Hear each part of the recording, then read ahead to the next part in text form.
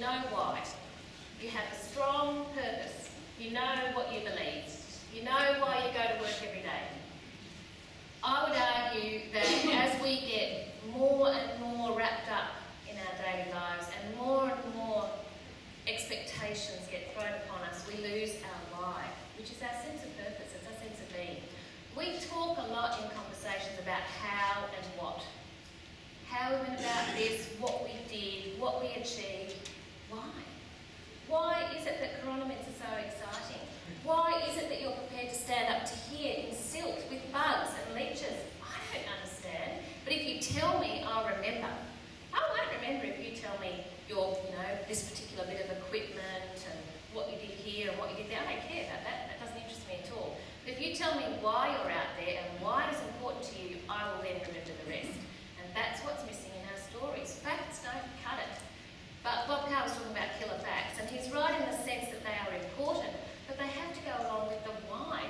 Why is it that this killer fact is so important, Minister, that you get? Why? That is what we need to be focusing on. And this belief, I think, is not prevalent at the moment in NRM either. I think particularly with the Murray-Darling Basin, because we've got so many angry people, they're angry because they've been made to feel that they're the problem. Now, prior to the authority being put in place, when the Commission was around, I used to work at the Commission, I think there was much more of this, I am part of the solution, not the problem.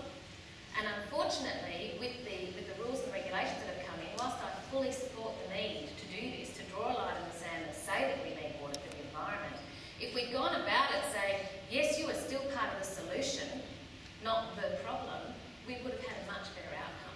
Much better outcome. We should have gone out and said, oh, you know what's really fantastic? The Barnwell Forest is now going to have a secure environmental water allocation as a result of this act. And you're not going to lose that much in terms of the water for your irrigation. Isn't that fabulous? We didn't do that. We went out and said, this is the basin flow. This is what it looks like. This is the regulation, and we've got a really big stick. Well, it's not going to work. And I must also say that it's often against the advice of a lot of the people that work in the organisation who've been there for a long time.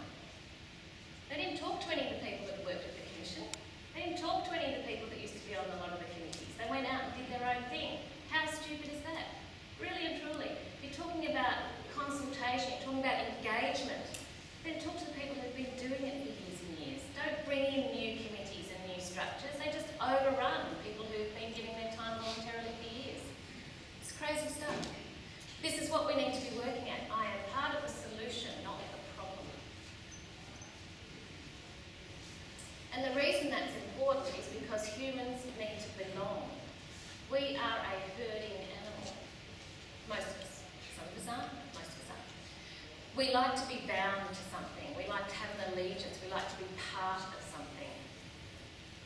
When you look at Maslow's hierarchy of needs, once your biological and physiological needs are met, your basic life needs, you then move to safety. And for a lot of people at the moment, there is fear around basic safety.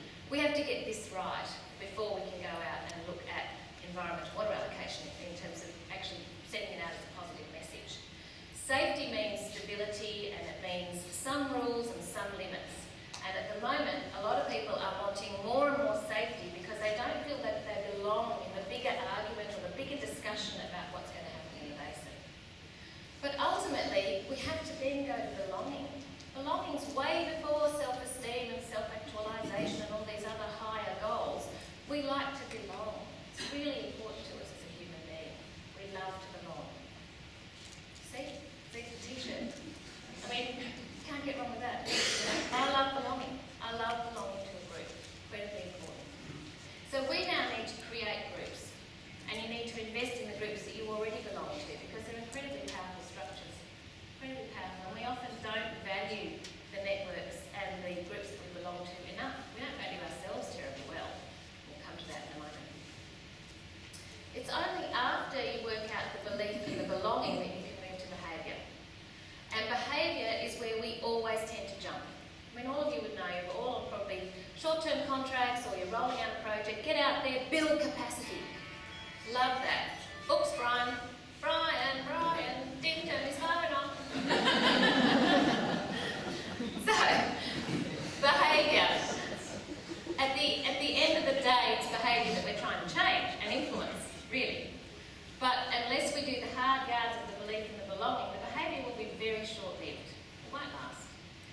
did a review of the demonstration sites that we ran for Land and Water Australia. Those sites where we still had people actively involved, who were still in the community 10, 15 years later, showing good leadership, having good structures, were the ones where you had sustained behavioural change. Where you have a big shift in people, where you're forced to put bags and tags and, you know, whatever it might be. It's ridiculous. You can end up with gateways with 17 different logos on it. Those things don't last. They really don't last. And people don't appreciate being asked to do this constant churn that says, I'm behaving this way because of a grant from the federal government. Who cares? They don't care. There's a fantastic group in Canada called Cows and Fish, and they're very, very successful, and government uses them there to deliver all their NRM out to branches. They refuse to put any badging on anything, and haven't. They just refuse to. And because government there is savvy enough to say, well, it's okay, we actually want the outcome rather than the badging, it works well. All these people are involved in riparian projects. I know all of them personally, and they are all motivated by different things, and that behaviour is motivated by their belief systems. I don't share all of their belief systems, but I share the ones that matter in terms of getting the projects done that we're working on. They all belong to different groups. And you can see up there the old River Landscapes t-shirt that people used to love wearing because we were part of Land and Water Australia. It made us feel good. And Nadeem Samnake, who works at the Barrow Basin Authority, still wears his River Landscapes, the vests that we did. And it's just, every time you go in, Nadeem is there with his River Landscapes vest. It's sort of like, we may have to move on. It really has gone. But I love seeing it. So, they're all part of a group. We're all in riparian management. We think it's important. We have different belief systems, but we belong. Rip Rap that we did for so long created a sense of belonging. I have people coming up to me going, oh, hi, Siwan, how are you going? I'm going, oh, really well. Who are you? Oh. But if they see your face, you know, and they go, oh, I really like Rip Rap. So you belong. You belong whether it's a virtual community or it's because you read the same magazine or because you care about a particular river. So where does this leave you? Superheroes. That's what you are. You are the superheroes of natural resources management. You can get your dishwashing gloves if you want to. If that makes you feel even more powerful, that's fine. But you are our superheroes. As superheroes, you need to exploit your networks and use your networks wisely. And there's a new film coming out that you should all go and see. It's got Iron Man, the Incredible Hulk, Catwoman, Spider-Man, I think. They're all getting together and they're avenging. So you need to get out there and form your superpower team, because your networks and your influence actually extends far beyond just you. It radiates out and out and out.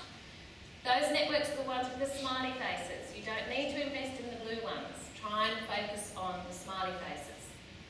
Use the technology that's available to you. Face-to-face, you can never beat face-to-face. It's always the best. But you can also use other mediums to reach people. And yesterday afternoon we talked about using film, we talked about Twitter and RSS feeds and a whole range of other things.